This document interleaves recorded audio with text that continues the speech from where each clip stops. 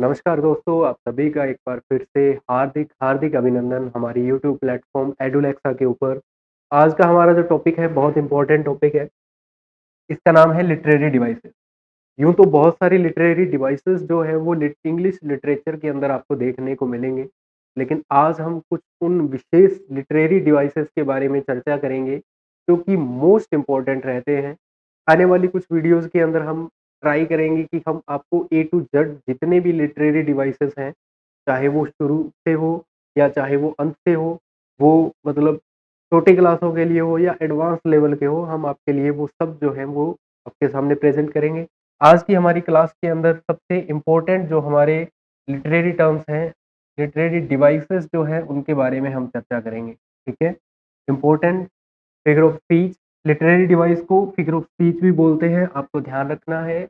कुछ के अंदर ये फिगर ऑफ स्पीच के नाम से टॉपिक होता है, कुछ के अंदर ये लिटरेरी डिवाइसेज़ के नाम से टॉपिक होता है, ठीक है? तो चलिए दोस्तों इसको हम शुरू करते हैं। मैं ट्राई करूँगा कि बहुत छोटी चीज़ों के माध्यम से मैं आपको बहुत बड़ी चीज़ें बता पाऊँ ताकि आपके वो चीज़ें जो हैं वो समझ में आ पाए। देखिए, सबसे पहले सिमिली, पहला हमारा क्या है सिमिली। सिमिली को आपको ध्यान रखना है सिमिलर, सिमिलर आप इसको सिमिलर के नाम से पढ़ सकते हो यानी कि किसी के समान किसी चीज़ को दिखाना। देखिए, a simile compares to different things using like और एज़, ठीक है? यानी 2 चीज़ों के बीच में जब हमें कोई भी कंपैरिज़न दिखाना होता है तो हम उसके अंदर या तो एज़ का यूज़ करेंगे या हम किसका यूज़ करेंगे? लाइक का यूज़ करेंगे, ठीक है? उदाहरण के लिए she is as bright as sun, यानी कि यहाँ पे हमने किसका यूज़ किया? एज़ का यूज़ किया। वह उतनी ब्राइट है जैसे कि सूरज, ठीक है? या फिर जैसे मैंने बोला कि Ramesh is like a morning star, A morning star, ठीक है? ए मॉर्निंग स्टार। अब यहाँ पे हमने किसका यूज़ किया? लाइक का यूज़ किया, तो ये क्या है? सिमिली। अगर हम लाइक का यूज़ ना करें और डायरेक्ट अगर हमें बताना हो तो वो हमारा क्या हो जाएगा? मेटाफर हो जाएगा। क्या हो जाएगा? मेटाफर। यानी कि यहाँ पे हम डायरेक्टली कंपैरिज़न करेंगे। जैसे कि a metaphor directly compares two things without using like और एज़, ठीक है? लाइक और एज़ का बिना यूज़ किए हम 2 चीज़ों के बीच में मतलब समानता दिखाते हैं। जैसे कि the world is a stage, ये जो वर्ड है वो क्या है? एक स्टेज की तरह है, ठीक है? अब देखिए मैं आपको उदाहरण के लिए समझाता हूँ। देखिए, मैंने बोला time, time is money, time is money. अब मैंने बोला कि टाइम इज़ लाइक मनी, ठीक है? अच्छा, इसको हम यूज़ तो कैसे भी कर सकते हैं, लेकिन जहाँ पे हमने लाइक और एज़ का यूज़ किया वो तो हमारी सिमिली हो जाएगी और जहाँ पे हम इसका यूज़ ना करके डायरेक्ट कंपेयर करते हैं वो हमारा मेटाफर हो जाएगा, ठीक है? तो ये हमारा क्या है? मेटाफर, यानी समय जो है, समय ही पैसा है या समय पैसे की तरह है, ठीक है? तो दोनों के अंदर कंपैरिज़न आपके समझ में आया होगा। उसके बाद में है एलिगरी। एलिगरी का अर्थ क्या होता है? देखिए समझिएगा। एलिगरी का अर्थ होता है कि किसी चीज़ को हम स्पष्ट ना बता के, ठीक है, उसको इनडायरेक्टली जब हम बताने की कोशिश करते हैं तो वो एलिगरी कहलाता है। जैसे कि an allegory is a story और text in which characters and events represent deeper moral और पॉलिटिकल मीनिंग, ठीक है? जैसे कि Animal Farm represents political system, जैसे कि कोई एनिमल फार्म के नाम से है। जैसे कि मैंने बोला कि अ, यहाँ पे जो जानवरों का जो बाड़ा है, वो किसको रिप्रेजेंट कर रहा है? एक पॉलिटिकल सिस्टम को, ठीक है? या फिर मैंने बोला कि रमेश नाम का कोई बच्चा है, ठीक है? वो क्लास के अंदर एकदम गधा है, ठीक है?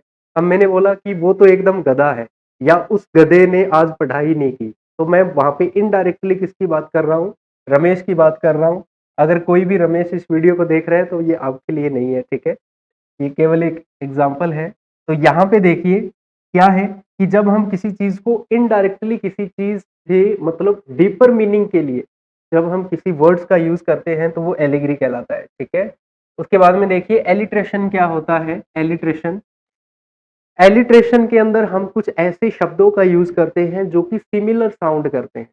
जैसे कि repetition of the same initial क्या consonant sound in nearby word, ठीक है, जो पास पास में शब्द हैं उनको हम क्या करते हैं, रिपीटिशन करते हैं। अब यहाँ पे एक शब्द का ध्यान रखना, ये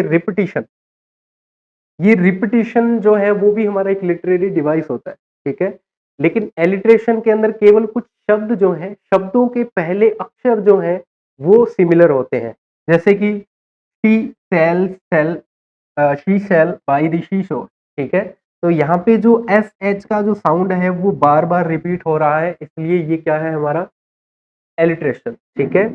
उसके बाद में देखिए पर्सोनिफिकेशन क्या होता है, व्हाट इज पर्सोनिफिकेशन, ठीक है, यानी कि किसी नॉन लिविंग चीज को जब हम एक ह्यूमन की तरह उसको संज्ञा देने की कोशिश करते हैं, जैसे मैंने कि बोला कि बोर्ड का मुंह जो है अब मेरी तरफ है, बोर्ड का मुंह मेरी तरफ है, लेकिन बोर्ड का तो मुंह होता नहीं, बोर्ड का तो फ्रंट होता है। जैसे मैंने बोला कि रमेश का घर का मुंह जो है वो नॉर्थ की तरफ खुलता है, तो घर का मुंह थोड़ी होता है, घर का तो गेट होता है।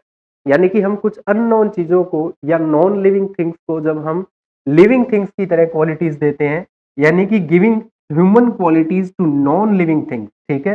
The moon smiled at us, चांद जो है वो हमारी तरफ मुस्कुराता है, चांद तो कभी मुस्कुराता ही नहीं क्योंकि उसके पास चेहरा नहीं है, लेकिन हमने यहाँ पे क्या किया, उसको एक संज्ञा देने की कोशिश की, जैसे कि वो कोई क्या हो, एक ह्यूमन हो, ठीक है।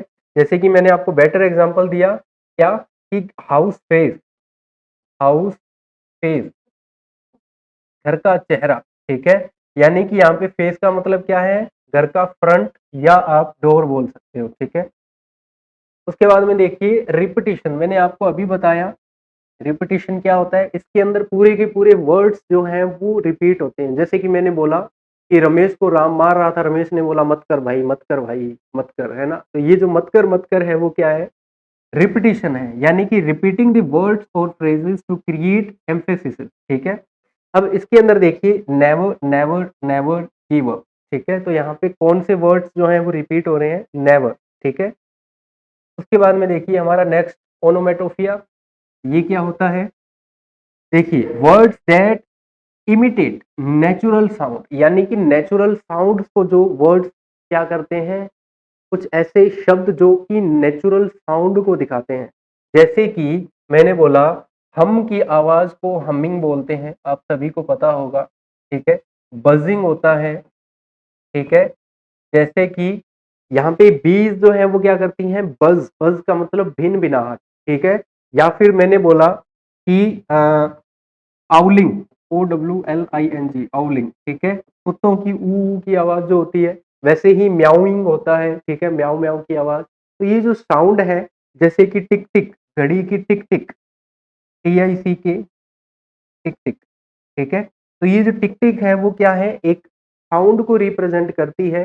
तो ये जो वर्ड्स हैं जो साउंड को बताते हैं वो हमारे क्या कहलाते हैं, ओनोमेटोफिया कहलाते हैं, ठीक है। उसके बाद में नेक्स्ट देखिए आयरनी, व्हाट इज आयरनी, विरोधाभास, ठीक है, यानी कि इसके अंदर क्या होता है, एक contrast between expectation and reality, ठीक है, यानी कि विरोधाभास होना, जैसे कि एक पायलट जो है वो हाइट से डरता है, यानी पायलट कौन है, जहाज को उड़ाने वाला, वो हाइट से डरता है, ठीक है, ये बिल्कुल ऑपोजिट हो गया। या फिर मैंने बोला कि एक फायर स्टेशन जो है उसमें ही आग लग गई, यानी जो आग बुझाने वाला जो ऑफिस है वहीं पे आग लग गई, तो ये विरोधाभास है सारे के सारे, ठीक है।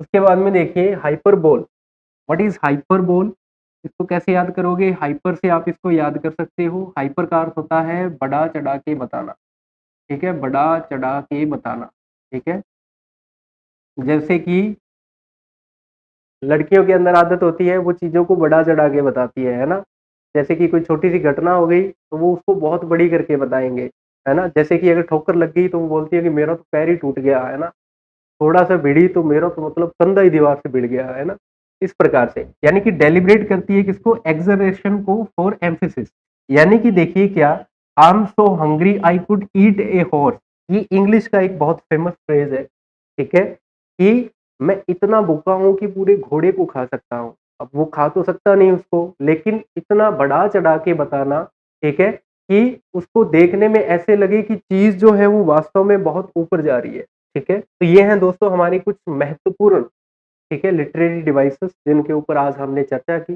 उम्मीद करते हैं कि आपके समझ में आया होगा। हमसे जुड़े रहिएगा। हम हैं एडुलेक्स।